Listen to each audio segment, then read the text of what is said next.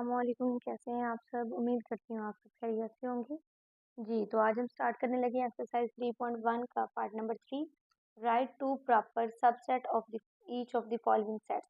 हमें कुछ सेट्स दिए गए हैं और हमें कहा जा रहा है कि हम इनके कोई से दो जो है सबसेट हमने इसके मेंशन करने हैं। सबसेट क्या होते हैं?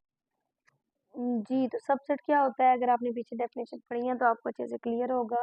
मैं ज़रा आसान वर्डिंग में आपको बता दूँ।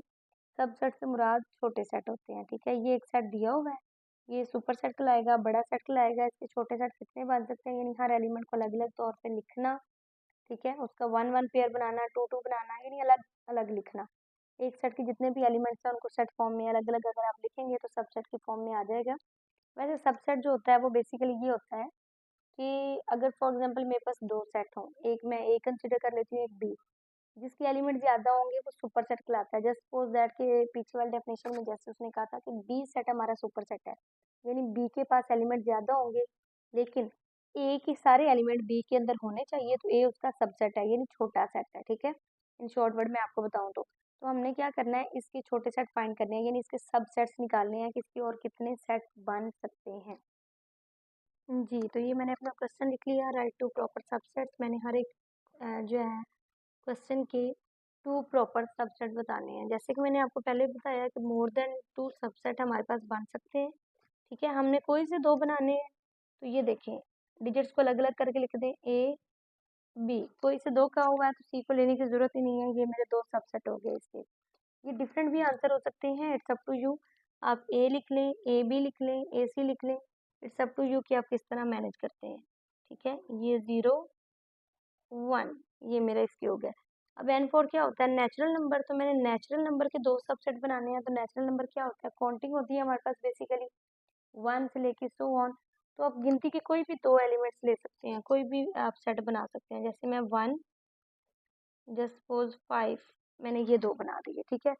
अब इसके अलावा अगर जी देखें, जी क्या होता है? इंटीजर्स होते हैं, यानी प्लस माइनस के डिजिट्स होते हैं। तो इसकी कोई से दो सबसेट आपकी अपनी मर्जी है। जी कितनी ज़्यादा काउंटिंग है, 0 1 2 3 4 सो ऑन, आप जैसी मर्जी लेना चाहें।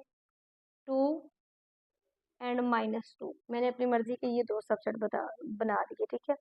क्वेश्चन में हमें कहा गया था कि कोई से दो बनाने हैं, हमने टू प्रॉपर सबसेट बनाने हैं, तो हमने टू बना दिए। अब आते हैं हम क्यू की तरफ। क्यू क्या होता है? रेशियो क्या होता है? रैशनल नंबर हमारे पास। अगर हम रैशनल नंबर की बात करते हैं तो वो क्या है जी? हमने चैप्टर नंबर 1 के अंदर ये पढ़ा था कि रैशनल नंबर है हमारे पास डिवीजन के अंदर, यानी ऐसे नंबर जिनको हम p बाई क्यू की फॉर्म में लिख सकते हैं, ठीक है। लेकिन इसका क्यू कभी भी इक्वल नहीं होना चाहिए 0 के। एक चीज़ ये थी, और दूसरा ये है कि आगे अगर हम इसको मज़ीद पढ़ते थे तो इसकी कुछ फॉर्म थी हमारे पास टाइप्स की, टर्मिनेटिंग और नॉन टर्मिनेटिंग। तो हमने ये बात की थी कि रैशनल नंबर ऐसे नंबर्स होते हैं, मैं आपको सादा सा अगर इसका क्लू दूँ तो ये एक ऐसे नंबर्स होते हैं कि जिनको आप डिवीजन फॉर्म में लिख सकते हैं, लेकिन कंडीशन इसके लिए दो होती हैं। नंबर एक, जब आप वो डिवाइड हो तो उनका आंसर जो है वो 0 के बाद या इशारिया के बाद जो भी वैल्यू है वो सेम आती जाए, कांस्टेंट स्पीड आए, कांस्टेंट उसका जो है ना आंसर आता है, जैसे 0.666 0.6767 वट एवर। या दूसरी शर्त ये है कि जब वो डिवाइड हो तो बहुत लिमिटेड सी वैल्यूज इशारे के बाद कुछ डिजिट के बाद वो आंसर खत्म हो जाए, ठीक है। तो देखें जरा, मैं कोई से दो रेशनल नंबर लेने हैं, तो मैं अगर आपके पास दो रेशनल नंबर लूँ तो एक मैंने जी 2/3 का सेट बना दिया। जब आप 2/3 को डिवाइड करेंगे 2/3 तो आप चेक करिएगा 0.6666 समथिंग इस तरह का आंसर देता जाता है। ये देखिए इशारे के बाद मेरा आंसर बिल्कुल सेम है, कांस्टेंट है, तो ये मेरा क्यू हो सकता है, रैशनल नंबर हो सकता है, ठीक है। और एक डिजिट ले लेते हैं कोई ऐसा जो पूरा पूरा डिवाइड हो जाए, 7/4। 7/4 को अगर आप चेक करेंगे कैलकुलेटर से डिवाइड करके तो ये आपके पास फिक्स अमाउंट में वैल्यू देगा, आपको आइडिया हो जाएगा, ठीक है। आगे हम आते हैं, जो अगला सेट हमारा आर है। आर क्या होता है? Real number. अब हमने बात की थी रियल नंबर क्या होता है। रियल नंबर जितनी भी काउंटिंग आप पढ़ते हैं, चाहे वो स्क्वायर रूट में पढ़ते हैं, चाहे वो अंडर रूट में पढ़ते हैं, चाहे जी आप उसको डिजिट्स में पढ़ते हैं, चाहे डिवीजन में पढ़ते हैं, चाहे वो पूरे पूरे डिवाइड हो जाते हैं इशारे के बाद, चाहे वो इशारे के बाद जो मर्जी आंसर दें, तो कोई सी एक वैल्यू, ये दो बल्कि दो सेट आपने लेने हैं। तो एक मैंने 1 को, एक मैंने 3 ले लिया और एक मैंने 3 का अंडर रूट ले लिया। आपकी अपनी मर्जी है, सब कुछ यू आप कोई से दो रियल नंबर जो है वो ले सकते हैं, ठीक है। अब यहाँ पर आए, x such that x element है क्यू का। क्यू क्या था हमने अभी ऊपर एक्सप्लेन किया है, रैशनल नंबर है हमारे पास। एंड वो स्टार्ट हो रहा है 0 से और कहाँ तक जा रहा है वो हमारे पास इक्वल होना चाहिए या लेस होना चाहिए 2 के।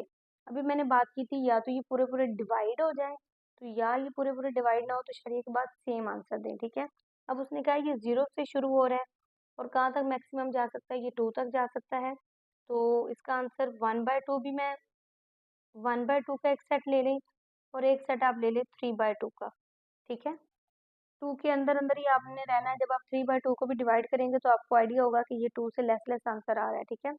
2 को क्रॉस नहीं करना, यानी इन दोनों को डिवाइड करके आपका आंसर 3 समथिंग नहीं जाना चाहिए, ठीक है।